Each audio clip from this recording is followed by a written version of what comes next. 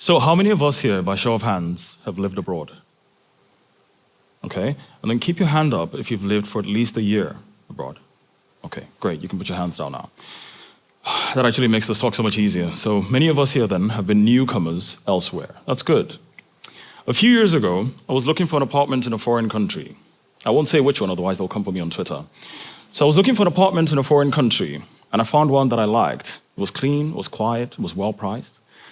And so I booked a viewing, and I showed up with some ID, and I parked outside. The conversation starts off well. The agent was quite friendly. But as soon as he saw my passport, and he saw the foreign license plate of the car I'd driven into the country with, his entire demeanor changed. The rest of the conversation continued under great suspicion, and the deal fell through. Didn't get the apartment. Not too long after that, I was scoping out a different apartment. This one was bigger, better, nicer, more centrally located, pricier too. The agent at this place asked the right questions, heard the right answers, and we were able to come to a deal. I loved the place so much, I stayed for 2 years. Now, I start off with this story because it encapsulates everything I'm going to talk about today. You see, decisions like that take place every day in different communities around the world. I've been fortunate to live in 7 countries. And so I've seen, perhaps more than most people, how different communities decide which newcomers get in, get access, and ultimately get to belong. A lot of these decisions are rarely rational. They're often emotional or misinformed, and they tend to have hidden long-term consequences. But perhaps the biggest lesson I've learned in my 3+ decades traveling all over the place is that the way a community treats its newcomers tells you everything you need to know about the type of society it's building for itself. And that a lot of this treatment tends to be based on a false premise about belonging.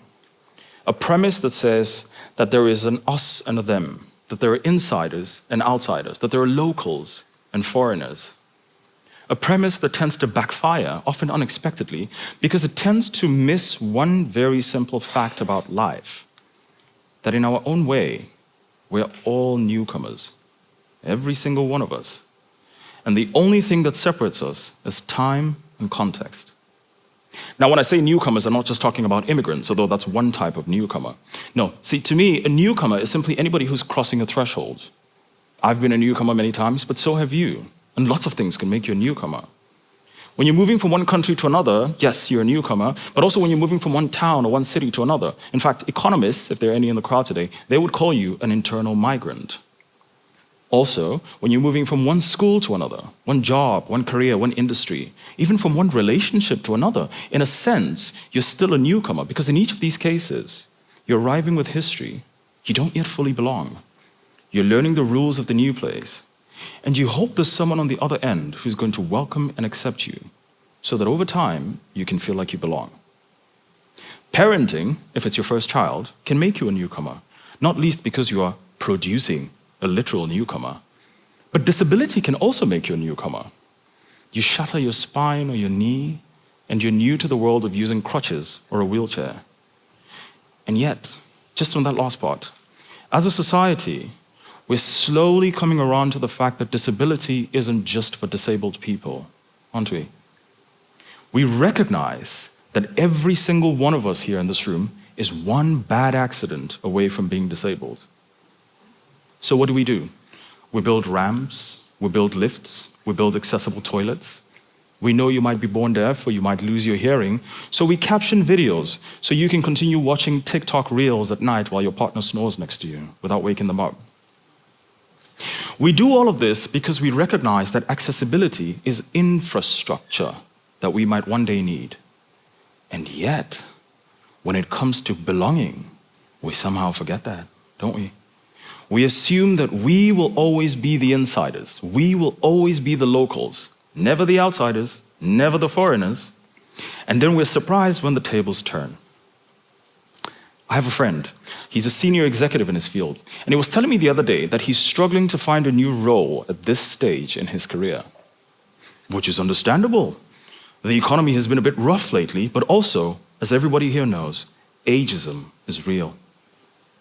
Now, what I didn't tell him, because I didn't want to hurt his feelings, was that just a few years ago, he was one of the people who were bashing Gen Zs entering the workforce. Those young professional newcomers needed our help, our support, and our sympathy. But what did they get? Oh, it was impossible for you to pick up a newspaper or a magazine without seeing something about Gen Z doesn't want to work. Gen Z is entitled to work-life balance. Gen Z wants to be paid a living wage. The audacity. And now the tables have turned. And my friend, a long-time insider, has now found himself professionally on the outside, looking to get back in. Applying for positions where the recruiter who's shortlisting CVs is 2 generations younger than him. Where even if he finds a job, there's a very good chance that he will feel like he doesn't belong amongst his colleagues because some of them will be young enough to be his grandchildren. You see, we forget that the hostility that we show to newcomers is the template for the hostility that will greet us one day. We just never think it'll be our turn. Those young people you sneer at will control your fate one day. Be nice to them. Now, we're talking about old people, young people, pregnant people, disabled people, immigrants. What does any of this have to do with belonging? To answer that question, we first need to define the word belonging. What is belonging? You see, if you look it up, belonging is usually defined as either possession, as in, that yogurt belongs to me, don't touch it, or a close and intimate relationship, as in a sense of belonging, which is a great start, but a little bit restrictive. And the reason I say that is because I think, and I think you'll agree with me, humans, we are fundamentally social creatures, aren't we? Yeah? And we all yearn for many of the same things, like community and kinship, acceptance, a shared identity, assimilation, integration, all of which, coincidentally, happen to fall under the umbrella of belonging. Belonging captures the deepest aspects of the human experience. And the moment you begin to look at belonging this way, you realize something unsettling, that our collective sense of belonging today is broken. And I'm not just talking about at our borders or during apartment viewings. I'm talking it starts in our homes. It starts with a dirty little secret that's actually killing so many of us in silence today. I'm talking, of course, about loneliness. 1 in 6 adults, up to 1 in 5, depending on where you look, suffers from loneliness today. Every year, 871,000 deaths are linked to loneliness. That's according to a report by the World Health Organization. So that's 100 people dying every hour due to a lack of connection. Loneliness is so bad for your body that the US Surgeon General stated that loneliness now carries the same risk of premature death as smoking 15 cigarettes a day. And I think every single one of us here has had that experience with loneliness. Maybe you travel to a foreign country where you don't know anyone, or maybe you live alone and you feel lonely from time to time. But also, you might live with someone or be in a relationship or be married and still be lonely. You might be leading a team of people and still feel lonely. You might have thousands, millions of followers and still feel isolated. We're slowly learning that being surrounded by people does not guarantee a sense of belonging. We see this broken sense of belonging in our schools, with kids being bullied, excluded, and ostracized for no other reason than they're new or different.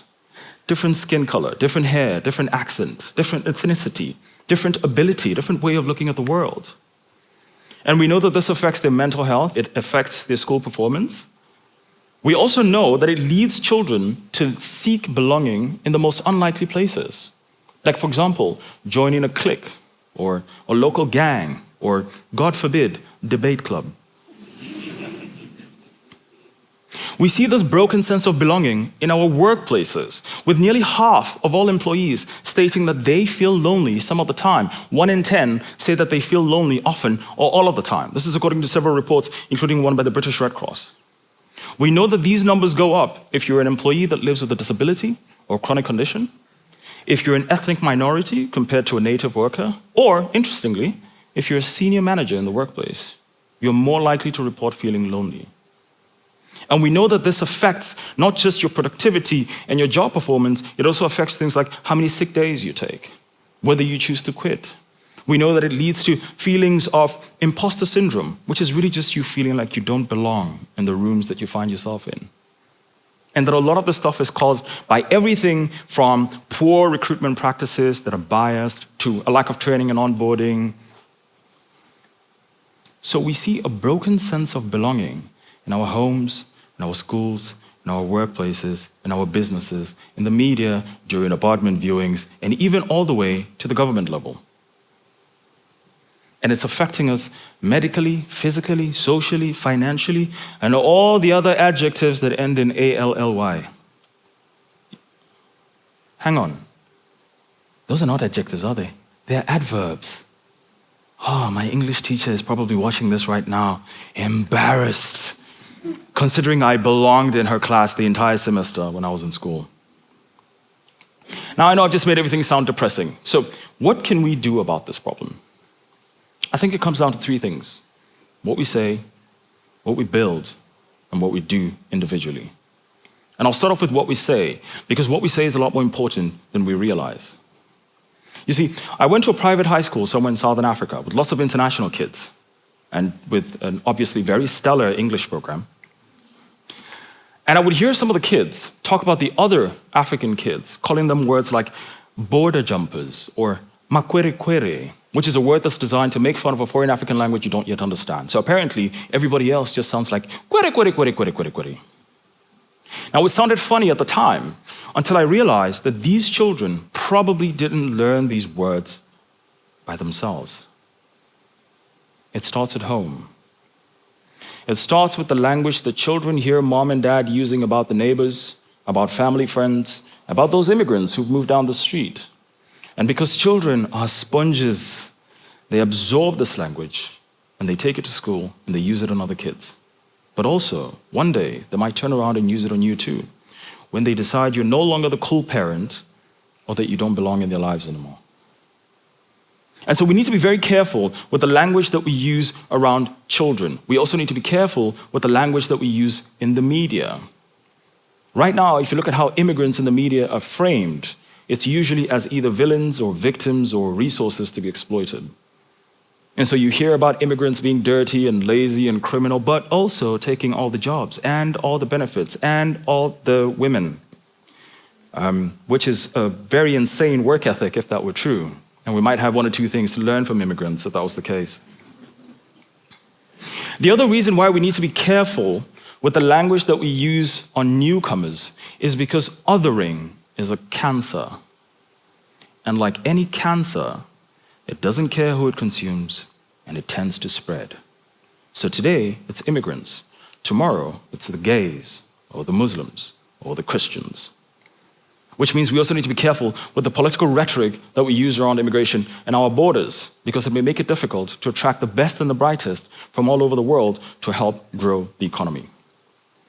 So that comes down to what we say. The next step is in what we build. And it starts in our schools. Teachers, as overworked and underpaid as they already are, bless them, they need all the support they can get to be more sensitive to signs of exclusion in the classroom. Especially for that new kid who just transferred from another school, from another country, from another city. Especially for that kid who sits alone and struggles to make friends, who doesn't talk to anybody, who constantly complains that he's being or she's being bullied. Because the message a bullied child is sending you is that I don't feel like I belong here. And the reason we need to do this isn't just to help improve their mental health or their school performance, it's to ultimately help mitigate against an even worse case scenario, where a child feels so despondent and disconnected and nihilistic and depressed and excluded and ostracized that they show up one day with a gun. We need to build better systems in our workplaces, systems of belonging, by investing in better recruitment practices with less bias, by investing in training and onboarding so that a weekend someone knows what their role actually is, by rethinking DEI and seeing it not as a soft box to tick for compliance, but as something that has a measurable impact on the bottom line. Because in business, diversity is our strength.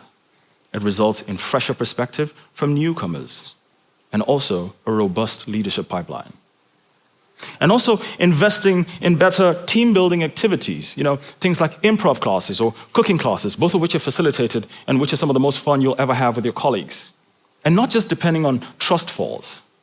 Because the reality is that Brenda from accounting took the yogurt in the fridge that belonged to me, so I don't think she should trust me to catch her just yet.